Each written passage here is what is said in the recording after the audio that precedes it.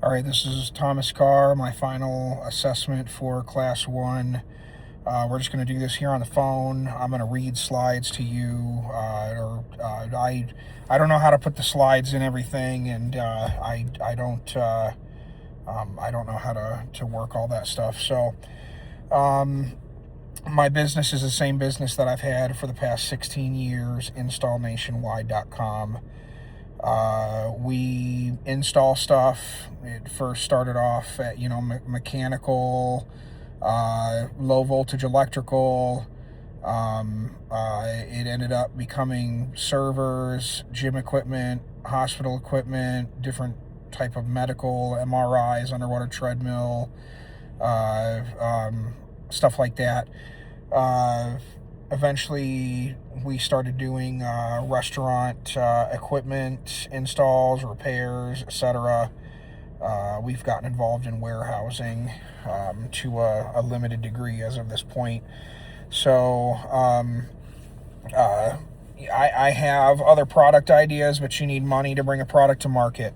So I have to continue paying my bills, and so I'm working to improve the business that I already have, so I can hopefully use the extra money that can be made from streamlining this process to do other things with. And forgive me for looking off camera here. I'm watching two other screens here, so I can put this together for you guys as best as possible.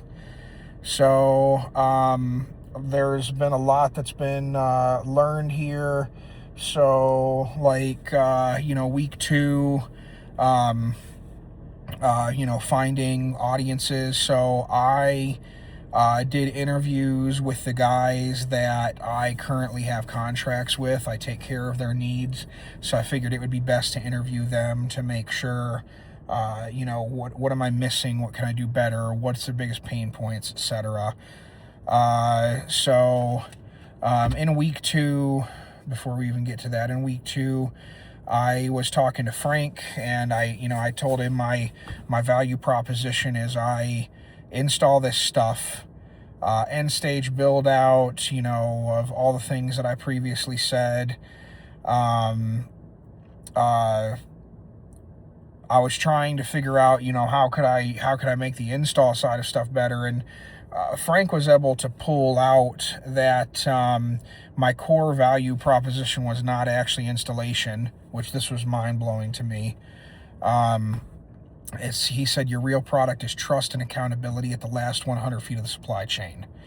So I'm selling risk reduction as opposed to just selling labor. A lot of my contracts are with distributors, facilities managers, etc. They're worried about, was stuff damaged in transit? Was it installed correctly? Is the installer lying about anything? Is the warehouse blaming the carrier? Is the manufacturer denying responsibility for problems, for stuff they sent out the door? Who actually owns the problems? How do I know the customer is telling the truth? Did the customer damage something after the installer was there and the customer's trying to get it replaced on the installer's dime?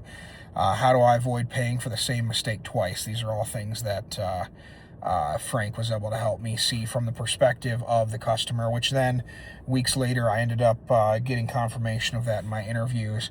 So Frank was able to help me understand that instead of just saying, we install equipment, we should advertise ourselves as, we install the final, or we protect the final mile. We provide accountability so distributors and end users know exactly what happened from delivery to final installation. So one of the things that we've always done on the jobs, and it's something that's part of being a good installer, but also something that really helps the distributor keep their customer, is inspecting before installation, documenting damage before touching the product, photographing every stage, installing the manufacturer standards, documentation of completion, honestly reporting defects, even if it's our own, mess ups. I've come to find that usually if we're honest about when we mess something up, the distributor is much more likely to make it very easy on us to make it right. They're usually not very hard on people being honest, because most of the time nobody's claiming responsibility for the damages they caused, and the distributor is the one that's just taking it and having to deal with it. So, manufacturer will blame freight will blame the warehouse will blame the installer will blame the customer gets stuck. Sometimes that customer being the end user, sometimes, being the distributor, the facilities guy. So Frank was able to help me see that the business that I have interrupts that cycle. Wow, we're already 5 minutes in, so I got to be quick. Interrupting the cycle is just, providing accountability as we're, seeing things on jobs. So a final mile quality assurance partner. So using that info that Frank was able to provide me, we were able to go through and completely change the website. Now the website still kind of sucks. It's always sucked. That's something we're going to be fixing though as well. But Frank was able to help me completely rewrite the website to say something along the lines of, we provide professional final mile installation, inspection, documentation, accountability, blah, blah, blah, blah. We serve as an independent quality checkpoint, blah, blah, blah, blah, as opposed to we install things. Because there's a lot of people that install stuff. Everybody can install stuff. Installation sometimes isn't that difficult. The difficult part is making sure accountability is there, being honest about mistakes, being able to recognize a certain type of mistake belongs to a certain part in the supply chain. That can be the difficult part. So that was sprint number 2, and that completely changed how we go about advertising the company and what we had on the website. So I was very thankful about that process in sprint number 2. So let's see here.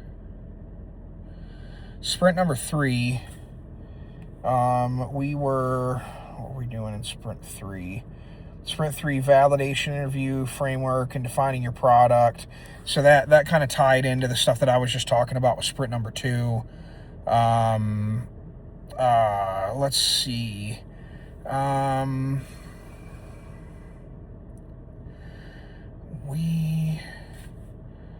Let's see over here.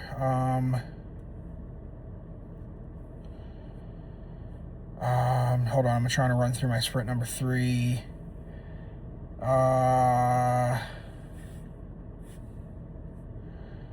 So the real customer isn't the rest. Our real customer isn't the restaurant or hospital. Our customer is the manufacturer distributor who needs a trusted national partner. So, a company is going to look for us if they're going to say, I need one company that can deploy, install, document, warranty, and solve problems anywhere in the U.S. without me having to manage 50 different contractors. So that's one of our, value propositions. So we enable manufacturers and distributors to deploy commercial equipment anywhere in the United States through one accountable national partner for logistics, install, warranty, field service, eliminating the need to manage dozens of regional contractors. Week 3, Frank recommended that I not, focus on, saying restaurants, healthcare, retail, education. Those are the markets I serve, but not the identity. The identity is the national outsourced installation and field service partner for manufacturers and distributors. These manufacturers and distributors aren't looking to create their own chain, because that's a mess. That's what they're trying to look for people like us for. And then if I can solve the problems that they have and be a one-stop shop. That's really what they're looking for. Is they want to make a phone call, pay a bill, and let somebody else handle the process. But they want that somebody else to be somebody that is organized and isn't going to cause them headaches. So, it recommend, persevering through, the things that I haven't done to grow the business, the ways that I'm bottlenecking the business. And it says my pain point score of, customers that I'm dealing with are, 8 out of 10. If I'm a one-stop shop, we're managing, warranty claims, protecting customer satisfaction, consistent documentation, quality standards, coordinating multiple regional installers. It solves a lot of problems for them that they would have to have big teams to manage themselves. And those big teams, if they started this up out of nowhere, those big teams are extremely inefficient at first. Those inefficiencies are something that we've been working through for the past 16 years. We still deal with so many of them, but if we can put 16 years of experience to good use for the customer in exchange for, a bill that they pay, that's so much money that they're going to save. So sprint 4,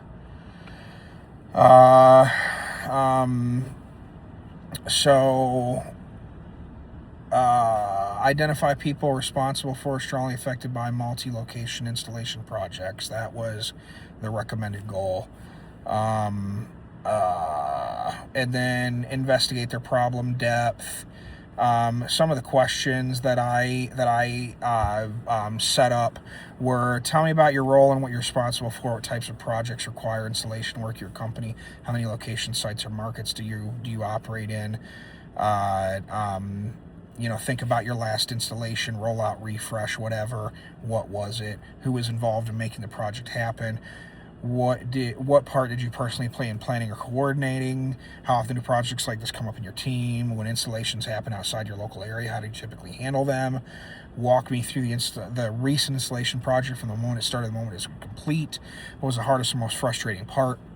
Can you give me a specific example of when whatever problem they had happened? What caused the issue? How did it affect the timeline, budget, team? What did they have to do to fix it? How often does this type of issue happen? What problems are merely inconvenient? Which ones create serious problems? What happens if an installation is delayed or inconsistent? Who feels the impact when this goes wrong? Have you ever had to redo work, pay extra, delay an opening? What did the cost in time, money, reputation, lost sales, or internal effort? Or what did it cost when those problems happened? What have you already tried to make the problems easier to handle? What hasn't fully solved the problem? If you could wave a magic wand, what would be different about these projects get completed? And those were the questions that I came with.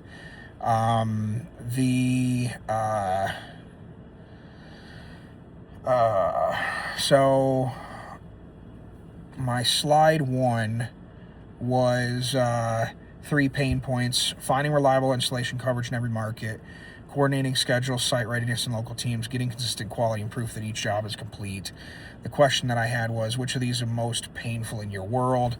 I quickly found out with these slides. I'm just going to go through the slides as I put them together, but the customers that I'm working with saw this as just unnecessary and childish to go through, just from their perspective, to go through this process with me as I had it set up, because they've been working with me so long and because they're also a lot older. So they were just looking to cut to the chase. They don't have a lot of time. So I'm going to go through the slides, and then I'm going to go through how the interviews went. So slide 2, the proposed outcome: one installation partner for project across all locations. And then my value statement: install nationwide, coordinates qualified installation teams, scheduling, communication, and completion reporting, so multi-location projects are easier to manage and more consistent. The question that I had for that slide is, what part of this outcome would make the biggest difference in your team? Slide 3, it was a simple nationwide install delivery project, which is they send the project scope, site list, timing, receive installer coverage and rollout plan. Installations get scheduled and managed by location. They receive the photos, completion status, and issue reporting. And then, what the question is, what would have to be true for this to be worth trying on a small project? And then our target customers are running out of time here. I got to be quick. So, like retail, multi-brand franchise organization, commercial property and facilities, general contractors, project managers, anything with signage, fixtures, furniture, technologies, equipment, etc. we're going to jump forward here to the interviews. So the interviews went, let's see here, week 5, document 4, week 4. So I'm just going to tell you guys, I can't pull it up right now. I don't know where it went. So the interviews went along the lines of, these are customers that I already work with. Most of them were saying the same thing. They just kind of said the same thing a couple different ways. So the issues that they have are their installation that they provide as a part of the sale of the overall package of equipment is the last thing that the customer sees and feels as a part of the process of making that sale. So like they can make a sale of equipment and send the equipment to the job site and then just leave it for the contractor to handle and tell the customer that the customer has to find their own contractor, or they can provide a contractor, the distributor can, where that they feel can complete the install properly. It allows the distributor to make a little bit of extra money, but the people that are on that site that are providing that warehousing, that final mile delivery, the installation, the interaction with the customer, it is super important that that experience that the customer has with that final face, which is us, is a positive one. So another thing that the distributor is looking for too is somebody that is on their side, or at least honest in terms of when damages are happening, because the manufacturers will often send out defective parts that they didn't even know that they sent out. They had somebody that was not good on the line that day that part got made or finished. The delivery companies won't do what they're supposed to do. They'll be requested to send something LTL. They'll send it UPS, and then a $5,000 display shows up busted. The warehouse that holds on to it, if there's going to be a warehouse that holds on to it, is too busy. They're going to bust stuff, lose stuff, scratch stuff, mess stuff up. The final mile delivery guy from that warehouse is going to mess stuff up, not be careful, not package stuff properly, not unpackage stuff properly, etc. The installer might damage it and then not be honest about the fact that they damage it and try to blame it on somebody else. The customer will damage it or see damage and try to blame it on everybody else so they can get something for free, or they can get a discount, or they can get money applied toward their next order. The distributor needs a guy in the middle that can look at everything and hold the warehouse accountable, hold the final mile delivery accountable, hold themselves accountable, provide all the info that the distributor needs to make sure that the customer is satisfied at the end of the day, so the distributor doesn't have all of these headaches. So that is what I was able to figure out through my interviews was these distributors make their money off of making sure that everybody's held accountable and that seamless service is, goes from A to Z. So, and the accountability thing is, if it was person A that damaged it, person A needs the charge back. If they can't figure out it was person A, distributor takes responsibility. If it was person B, person C, person D, etc., it's all the same process. So having somebody out there in the field makes sure things are good. These distributors used to go out in the field themselves and do this. They don't anymore because it takes too much time. They make more money outsourcing a lot of that process to other people and just focusing on being on the phone and doing sales.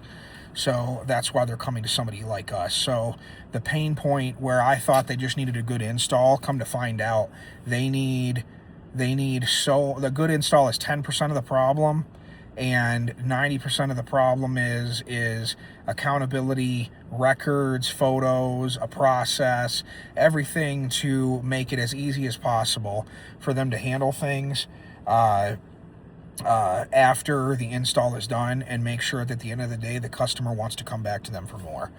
I have hit my 19 and a half, almost 20 minutes, so I am hoping that I have everything that you guys need.